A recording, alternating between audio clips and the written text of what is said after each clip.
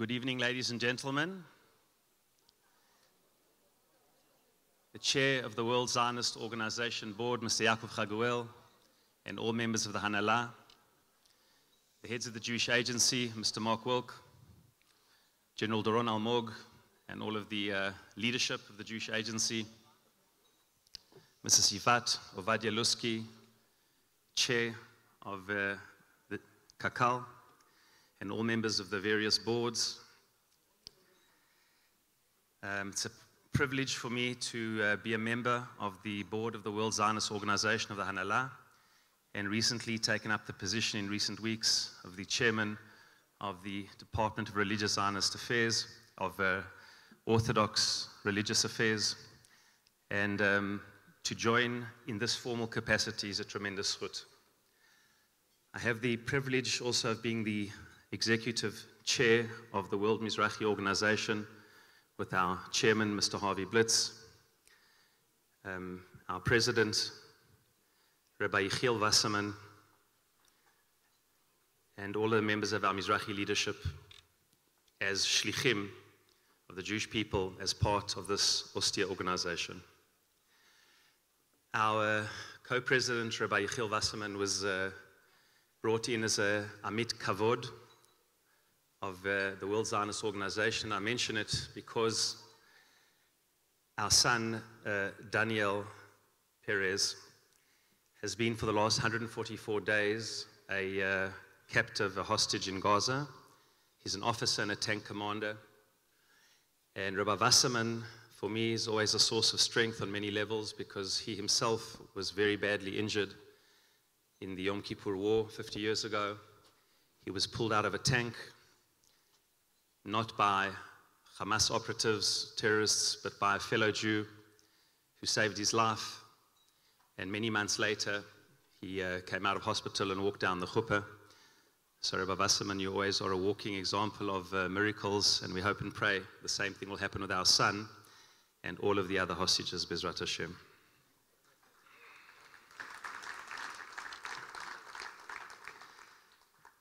It took a long time for my wife and I to make the decision to publicize the picture of our son. He's a soldier, an officer, and for many, many moons we decided to be quiet about it, not to do anything to endanger him. But we reached a conclusion. All the parents of the soldiers have just come now from a meeting with the members of the government. Every day we're meeting the families of the soldiers, the male soldiers, with members of the government to plead on behalf of our children. And we decided to publicize his picture along with all the other soldiers because the danger of not speaking about him is more dangerous than speaking about him. Hamas know who they've got. And it's quite incredible what we have to do as Jews to be considered humanitarian. It took 57 days for a Jewish woman, Rahman al-Islam, who were raped, to be considered woman enough to be raped. It took so long for our children to be considered humanitarian.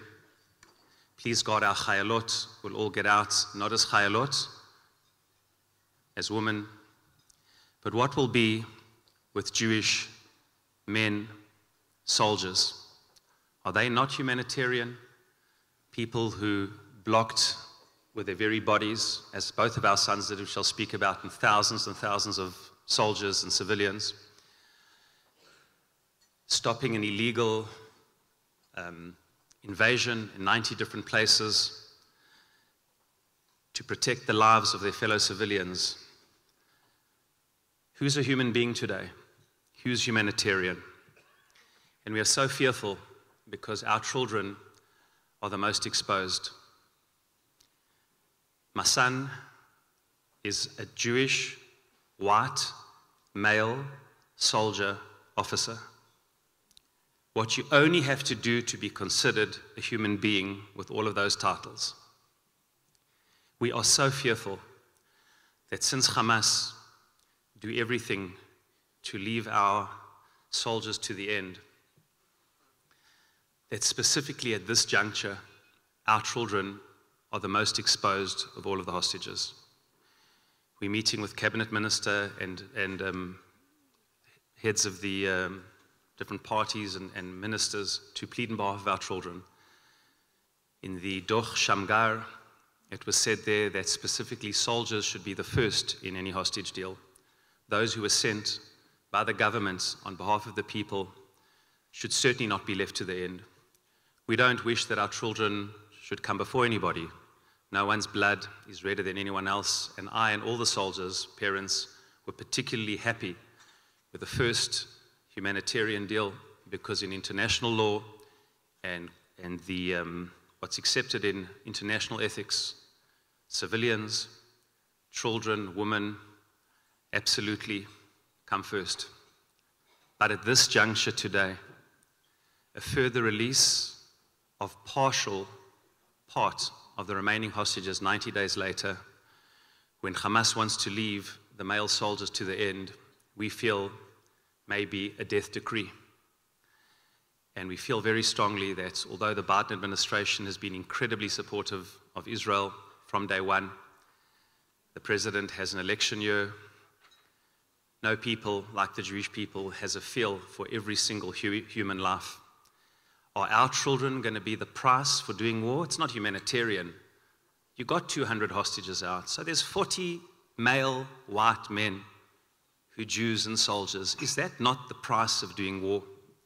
Is our son the price of doing war when his only sin was to put his body on the line like thousands of others? 1,200 who lost their lives, as we all know, in the first day. And so many hundreds, almost 240 others subsequently, for wanting to stop. And I don't want to go into the details of what him and his Tsevet did, but I can say that for the hours that they fought, they made sure to put their bodies in their tank in between those invading Israel, to do everything in their power to stop the loss of any Jewish and Israeli life. Our sons, Jonathan and Daniel, are both officers in the Israeli army. We made Aliyah 9.5 years ago from Johannesburg, South Africa. And both of them, after yeshiva and mechina, went to be combat soldiers.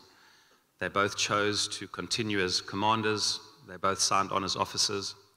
October 7th, Simchat Torah, Jonathan is engaged to Galia from Kibbutz Saad and our home in Yad Binyamin.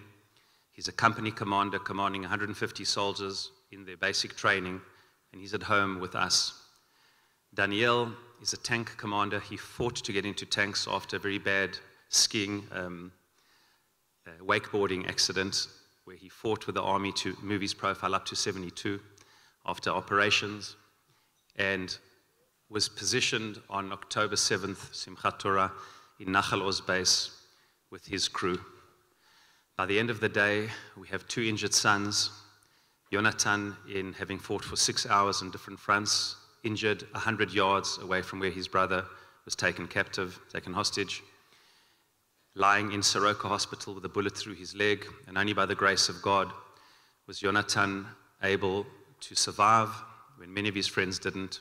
300 soldiers lost their life on the first day, 80 officers, 25 officers of the same rank as my son, most of whom he knew and some very friendly with. The fact that he survived, the fact that he was able to walk down the chuppah 10 days later, limp down the chuppah and dance on one leg at his wedding without his brother, it was an unbelievable miracle, and we are forever grateful to Hashem for the blessing. Daniel wasn't as lucky. We hope he will be going forward. Daniel was missing for 3 weeks, along with 2 other members of his tank. He was then declared presumed taken hostage, and then confirmed taken hostage. Other than blood in and around his tank, which was confirmed as his after 6 weeks, and knowing that he was wounded, thankfully, not a wound which of necessity means a fatal wound. We don't know. We hope and pray it was a light wound. But other than those particular drops of blood, we have no connection with Daniel. The definition was nutak kesher. We have nutak kesher, no connection with our son, for 144 days, which is the same with most of the soldiers.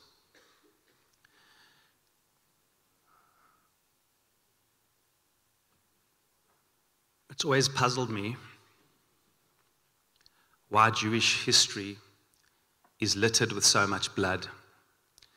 Blood, blood, blood. I was given the privilege of naming a child this Shabbat of a family that I don't know that well from Yad Binyamin, but they gave me the zchut of, at the Brit Milah on Shabbat morning, of naming their child, whose name is Yagel Yaakov, that Jacob should rejoice. And I always marvel when saying the bracha, firstly, of how much blood there is. How much blood there is at the first religious ceremony of a young Jewish boy. And then we acknowledge that blood. We say a verse that is often repeated. It's a verse from Yeshayah, from Yechezkel, the prophet, verse 15, which says, Va'evor alayich, says God, Yechezkel, the prophet, I will pass over this young child who's bleeding, has just been born and forlorn, female child, it says in Yechezkel 16. Va'evor alayich mitboseset b'damayich, I will pass you and see this child wallowing in her blood, having born forlorn after birth. Va'omar lach, and says Yechezkel in the name of God to the child, even though you are forsaken, va'omar lach b'damai chayich, va'omar lach b'damai chayich. Twice we emphasize, yes, you feel forlorn. Yes, you, the Jewish people, is the parable. So often in life, we don't understand why. Suffer so much. No people has suffered as much as the Jewish people, perhaps. There is so much blood in our history. And we initiate the young child in blood, acknowledging the blood. Thank you. And then we sit with these children, our sons and daughters, on Pesach, and we just spill so much wine. The spilling of the wine. If you had a cup of wine and a cup of blood, you wouldn't be able to distinguish between the two. It's a bit gory to spill blood, so we spill wine and drops of wine. And so much of Jewish history is littered with blood, pain, anguish, and suffering. And in the middle of the Haggadah, we say the very same words, Va'evor alayich mitboseset b'damayich, va'omar lach b'damai chayich. And our sages say that the Jewish people, like a young Jewish child and a human child, is born in blood. Why the repetition of the two types of blood? Because in the merit of two types of blood, the Jewish people prevailed, Dam HaMilah, Brit Milah, and Dam Korban Pesach. Why is there always so much blood? We don't have a good answer to that question, but we do know one thing. There's no people on earth like the Jewish people who, despite their suffering and spilling of blood, remember the spilling of blood through the celebration of wine. Very few things in nature are blood red.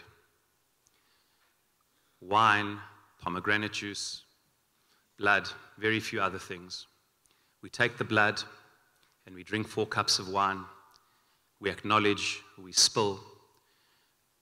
We acknowledge to the young Jewish child that human and Jewish history is not a walk in the park.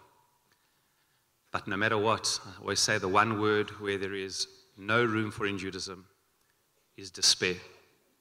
You don't have to be a follower of Rabbi Nachman of Breslev to know that there's darkness in Judaism, there's pain, there's challenge, there's anguish, there's sometimes unimaginable anguish.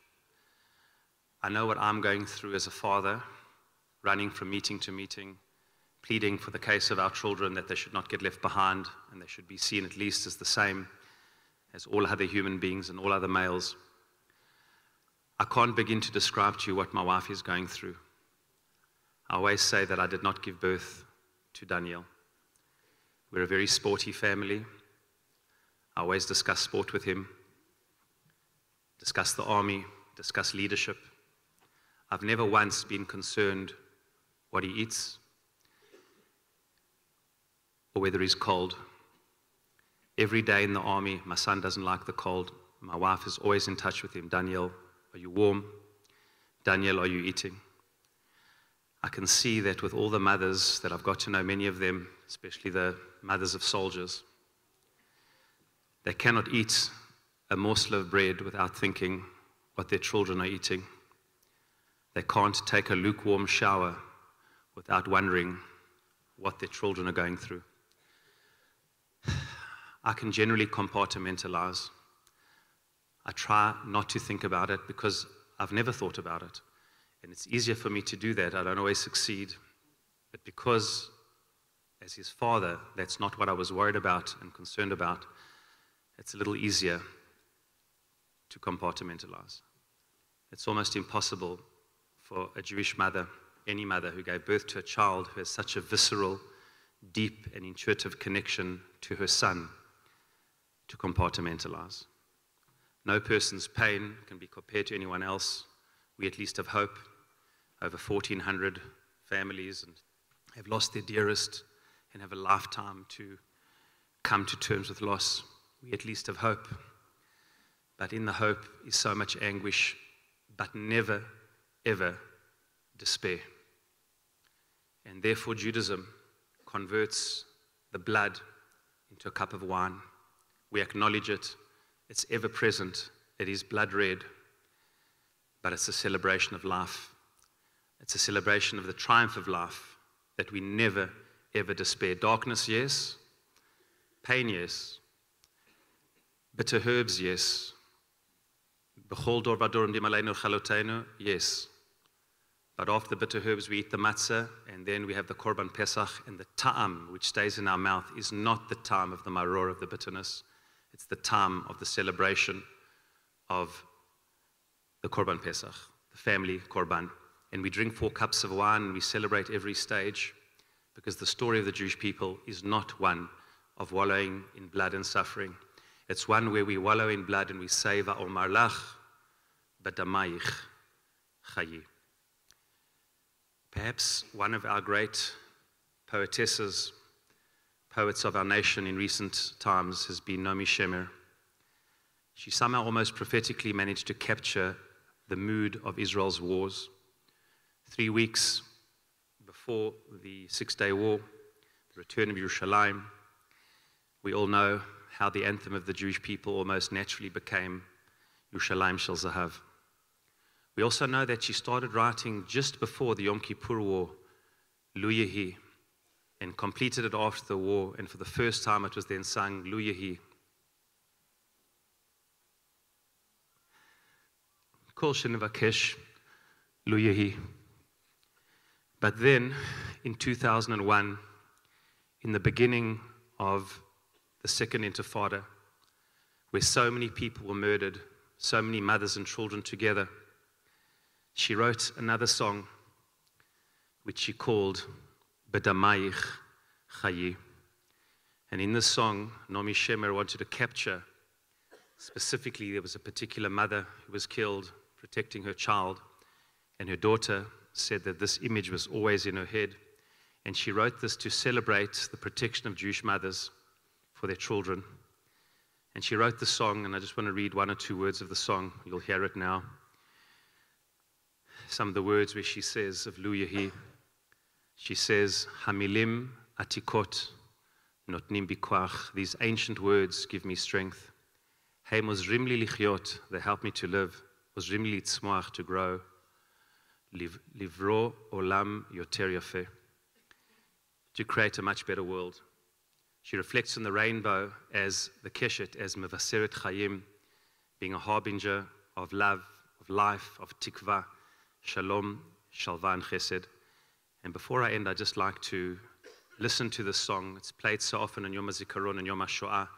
It's captured the mood of the ongoing price that the Jewish people are paying for the ongoing battle with our Palestinian neighbors, that none was as powerful, poignant, painful, and torturous as Simchat Torah.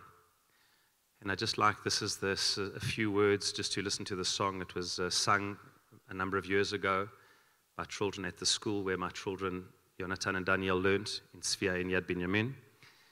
And just to reflect for a few moments on B'damayich Chayi, and then I'd like to just have a concluding comment.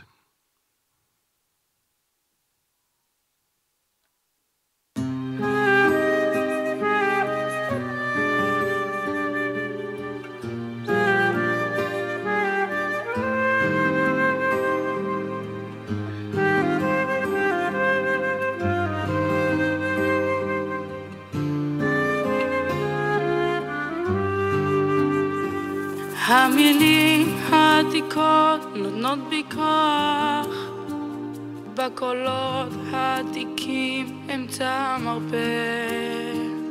הם עוזרים לי לחיות, הם עוזרים לי לצמוח, לברוא עולם יותר יפה. המילים העתיקות נותנות בי כוח, בקולות העתיקים אמצע מרפא. הם עוזרים לי לחיות, הם עוזרים לי לצמוח, לברוא עולם יותר יפה. ואעבור עלייך בערך, מתבוססת בדמייך, ואומר לך בדמייך חיי. ואעבור עלייך בערך, מתבוססת בדמייך, ואומר לך בדמייך חיי. חיי, חיי, בדמייך חיי. ואומר לך בדמייך חיי. חיי, חיי, בדמייך חיי. ואומר לך בדמייך חיי.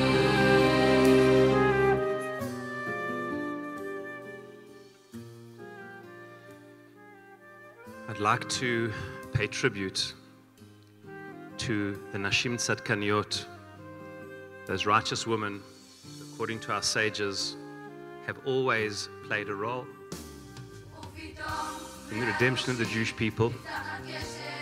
We'll read about Esther, one of the tragic personalities in Jewish life, and the sacrifices she made and what she did to save her people.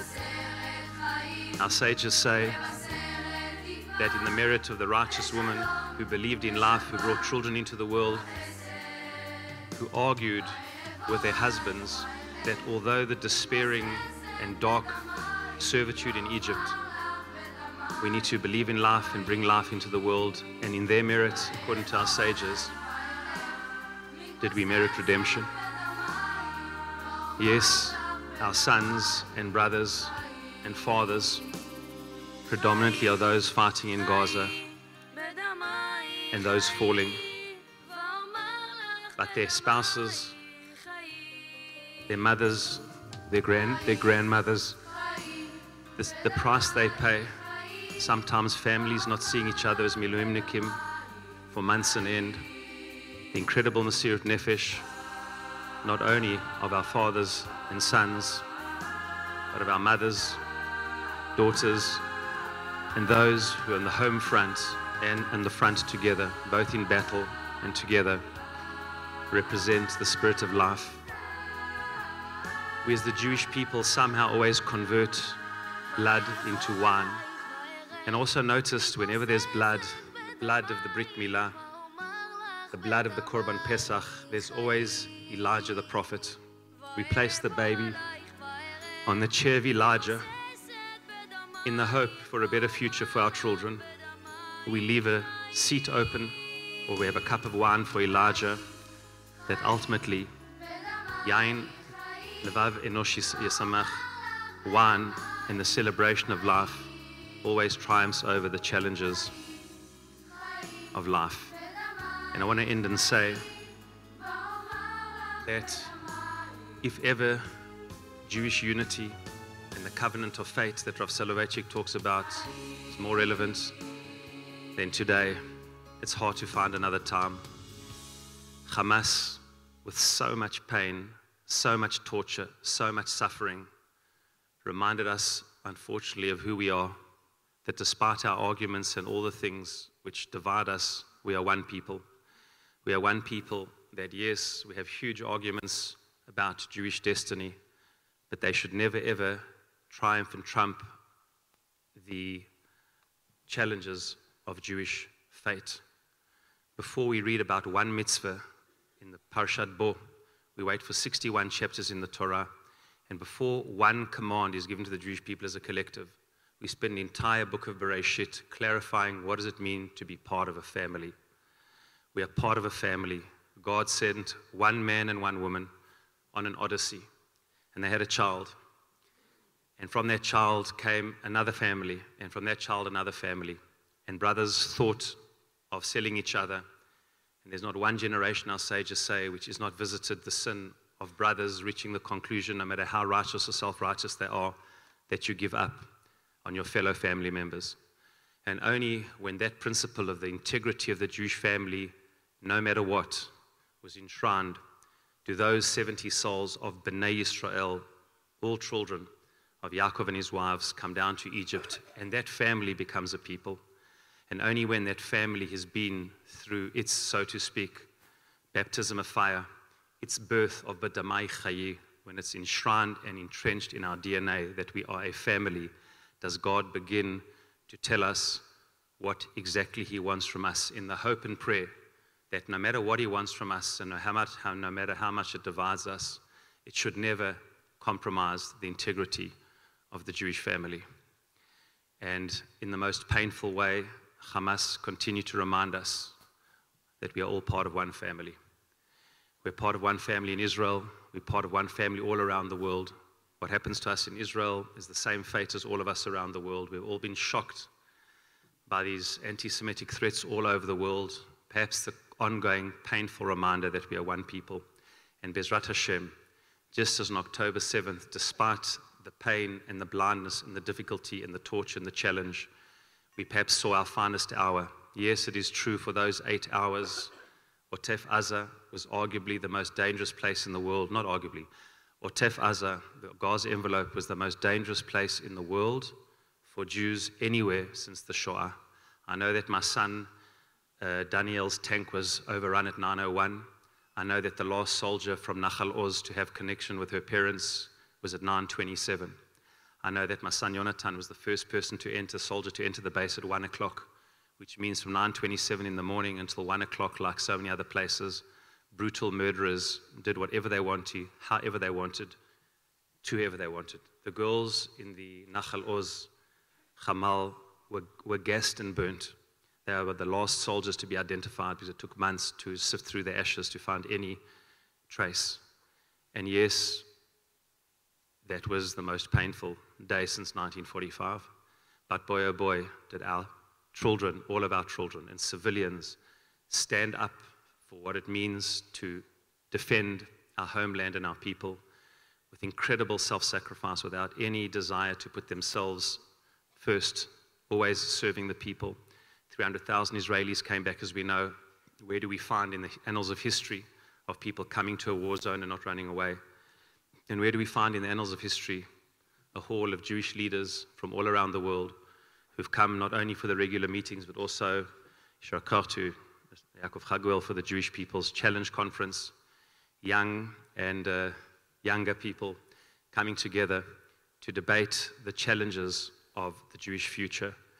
And day in and day out, tens and tens of solidarity groups. I do not believe that in Sinwar Yamach Shemor's wildest nightmares, he ever thought that the Jewish people would respond in one moment by putting our differences aside, would come from all around the world, would be the steel and determination to do everything to bring every one of our hostages back and to ensure that this threat does not exist for the future of the Jewish people.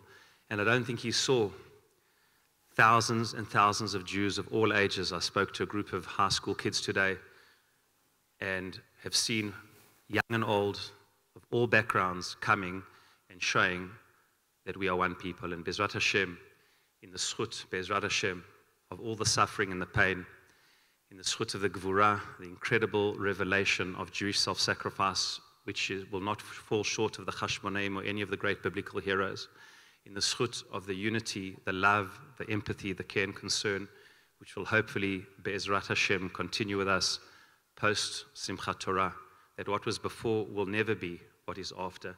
We will always have the humility, the empathy to deal with each other as family, that the Brit of fate, of Jewish fate, should always trump any other consideration. And Be'ezrat Hashem, in this merit, in this month, the month of celebration of Purim, the month of celebration of the redemption from Egypt, we hope and pray that every one of our 134 hostages, 30-something have been declared dead already, that they all come to Kever Yisrael, that all those who are alive get released miraculously, all of them immediately, that Hashem looks after every single one of our soldiers, all of our families in the front lines, heals the wounded, and ensures, Bezrat Hashem, a safer and better world without this evil in our doorstep. And Bezrat Hashem, the blood and the self-sacrifice will turn into celebrations of wine, and those who affirm and celebrate life will triumph over those who celebrate death. Lu Yehi, Bezrat Hashem, B'damai Chayi. Thank you.